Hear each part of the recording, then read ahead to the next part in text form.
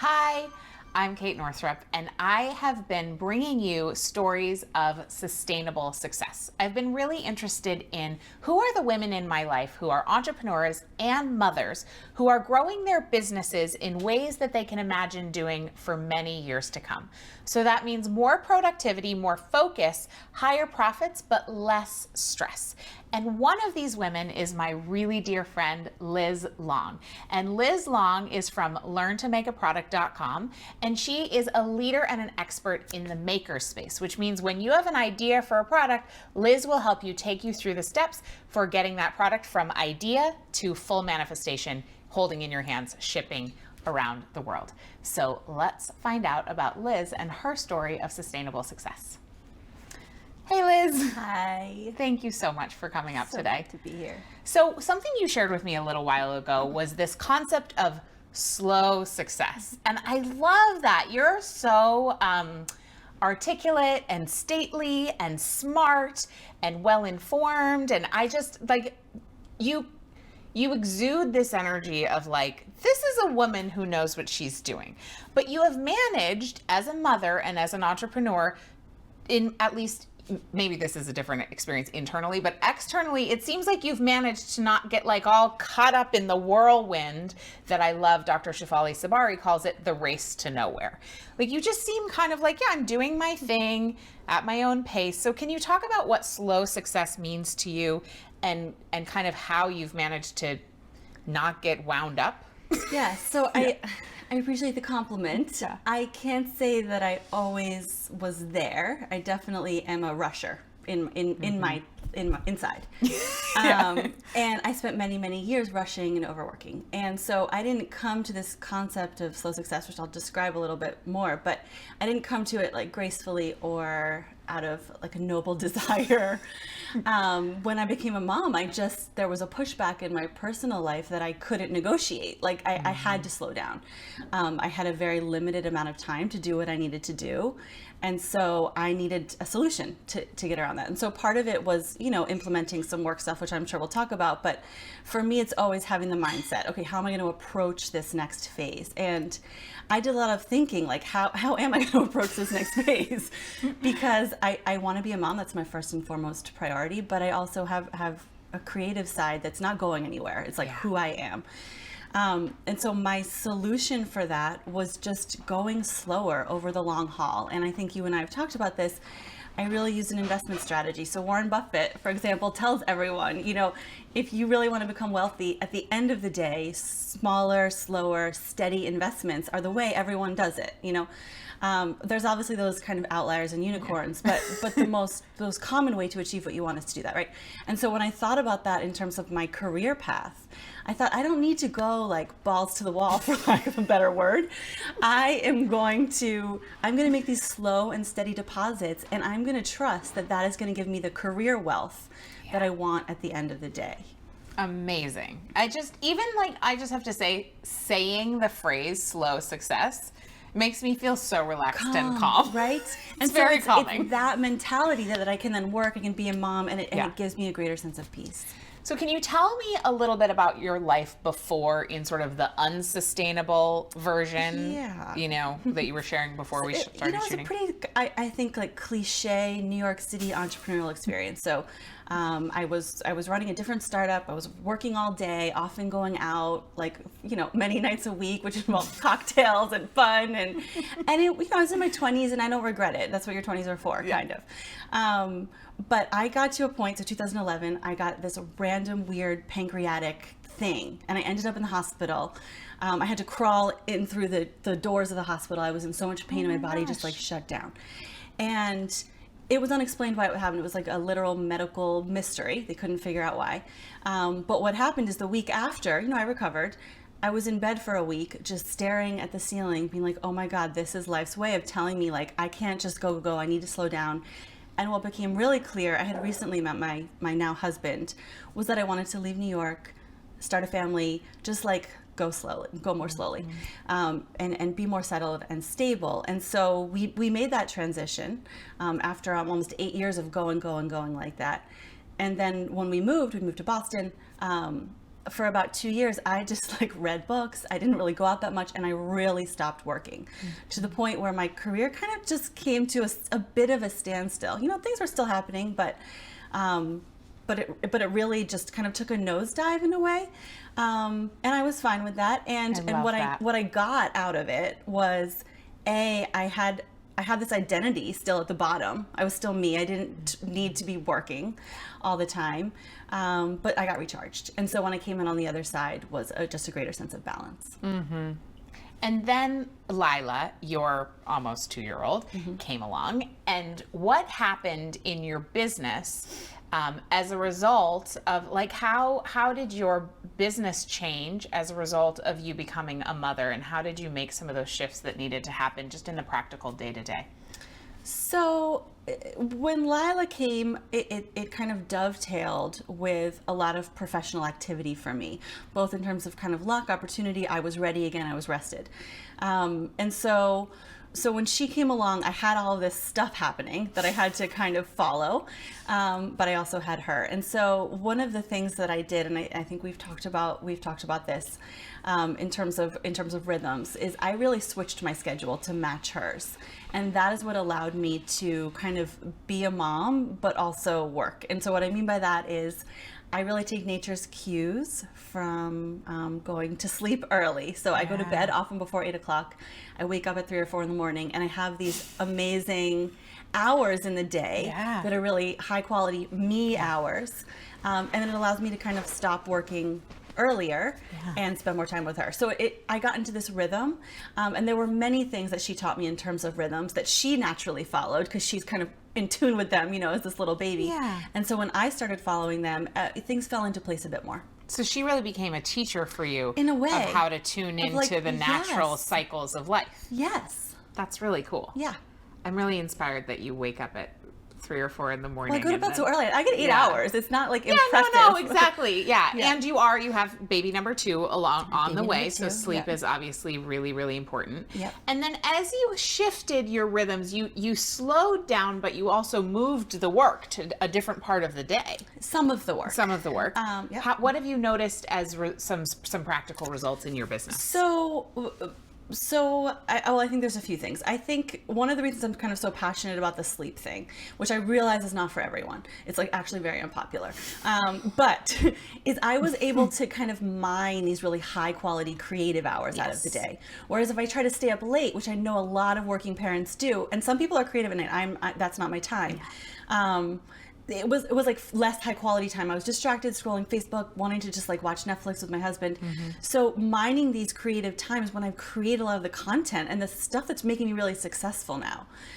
So that has been one thing. What are some of your peak creative hours during the day? Yeah, like 4 to 6. 4 to 6 a.m. Yeah. See, what's so cool about that is, it may be unpopular and other parents might be working late at night, but you've been listening to what works for you. Yes. And that's your rhythm. So it doesn't mean everyone would tap into that rhythm, but it does mean you're noticing. It's like I found my rhythm. It's so cool. And then you're consciously doing that. So you're doing more creative work. I am, yes. Yeah. That's so cool. And what kind of opportunities are coming up now that you've been able to sort of dive into content creation? Well, I'll just say it's kind of an umbrella comment. I've never worked less, like fewer hours in terms of time. And I'm probably making twice as much as I've ever made. And I didn't expect that. So part of it is, you know, the general progress of my career. Sure. But there's also something else going on. Like I am kind of in step with what I'm meant to be doing. And so that's just one metric that I'm kind of blown away by. I'm just getting out there more too. I'm writing more, I'm speaking more, I'm doing all these things that always were a bit in the back of my mind, but these opportunities have come to me and I'm ready. Yeah. Well, so I've created this kind of concept that there are 4 phases in our business, just like there are 4 phases of the moon and 4 phases of the menstrual cycle. And what I'm hearing your story really taps into is you went kind of into what I'm calling the fertile void when you moved to Boston, and were honoring the need to chill out and honoring the need to be in that recuperation space. And I love that you said, you know, your career kind of took a nosedive and you were okay with it. And I think that experience, like if that happened again, I don't care. Like, you talked in the beginning about, I think what you mean is the detachment I have a little bit. You do. It's beautiful. And I genuinely do, because I was maybe happier than I've ever, like, in different ways, in this kind of free way. And so, gosh, if that's the worst that comes of anything, like, it's the really like embodying that every season has its own gifts. Yes. Right? Yes. And so talk to me about mothering. Now you've got Lila. So how has being an entrepreneur and what you know about entrepreneurship informed your mothering and even made you a better mother? Oh gosh. Okay. I think I don't freak out as much when things don't go according to plan, because that's really fundamental to the experience of being an entrepreneur. Yeah. So I don't sweat the small stuff. And, I understand having a baby can be stressful and you want everything to go well, but babies don't go according to plan, especially toddlers. And so I see, because of my kind of the muscle I built during business, I'm just able to navigate that a bit. I can do it. That's so great. And then how has your mothering informed your business and made you an even better entrepreneur? Lila has shown me how nothing is permanent. She's constantly changing, as any parent sees with their child. And I think in business, for example, if you had talked to me in my late 20s or talked to me when I first moved to Boston, it felt like that was forever. Like, this is now, and this is all that's ever going to happen. Yeah. And so both in part by witnessing her go through this fluidity with who she is, and also just having the age and perspective a little bit more now, I can only imagine how it's going to feel in so many years. I'm just more calm. If there's an up period, I also kind of don't get as excited. And if there's a down period, I also don't stress too much. Yeah. There's more of that calm middle way, which feels really good. Mm-hmm. I love that. So for mom entrepreneurs who are listening, who are feeling really stressed, really taxed, really pulled between their business and their mothering, what is some kind of practical, sound advice that you could give them to feel better? I think, I don't know if anyone will like this advice, but I think if you're feeling really taxed, right? Like, something has to give. And I think people don't like to give things up. Mm-hmm. They want to do it all. I think I really subscribe to the philosophy you can do it all in small doses. And that's kind of the whole philosophy behind the slow success. Like, again, you could make these small deposits. And that's not to say that every season you're going to make them like equal small. There's going to be times when your work is busier, your mother is busier. But I think if you're kind of at capacity, something is going to give. And that's a hard choice that I think sometimes you have to make.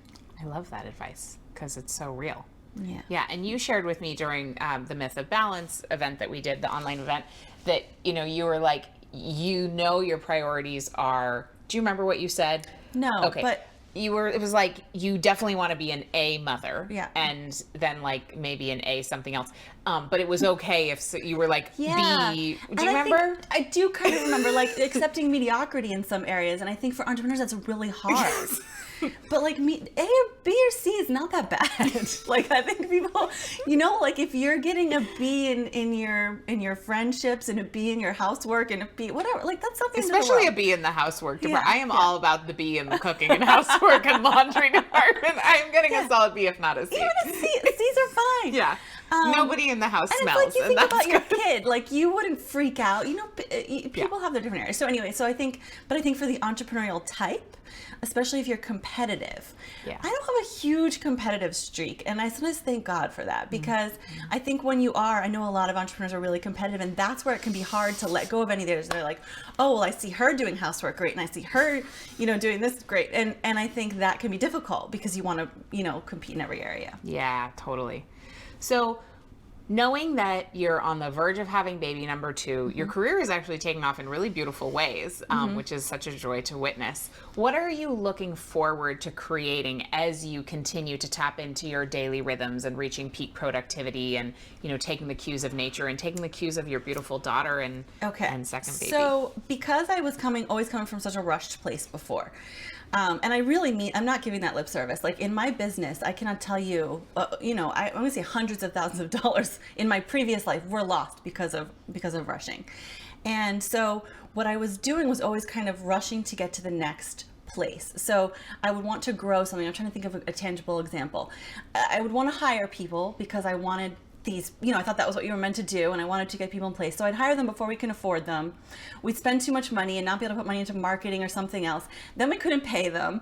Then the marketing has failed because you get where I'm going. I do. So it was that rushing to always be at the next space that was really detrimental. Where I am now, I have really slowed down. I've started doing things in kind of small test batches before I roll anything out in terms of projects, people. But I've also just waited patiently until the time is ripe, right? Mm-hmm. And so I'm at this really beautiful place now where I am legitimately at capacity with what I can do as one person, and I have a small team, but I'm really ready to grow. And it feels amazing because I'm ready to grow in the right way. I'm financially stable. Like I just sense that it's the responsible thing to do. Yeah. And so I'm really looking forward to seeing what that looks like in my business career because I've done it the right way this time. And so that for me on a tangible example, that's training people to kind of do, guide people the same way that I do, and focusing on more one-to-many products where I've really been one to small group or one-to-one. Mm-hmm. Yeah, that's really beautiful. And so I think you've probably already said this, but let's just to wrap it up. What does sustainable success mean to you and look like for you in your life? I think at the core essence of what it is a success that honors my bio-individuality, because I think that's what it means for everyone, right? And so I am someone who, I don't like a ton of pressure. I don't like deadlines. I just don't like it. I need sleep. I don't do super well being away from my family a lot. Like, I'm kind of a wimp, if you really, I'm in terms of like the, entrepreneur archetype that you see that's like hard driving, that's not me. And so honoring that need for myself, but still finding my own kind of success, my own path. For me, that's what it will look like.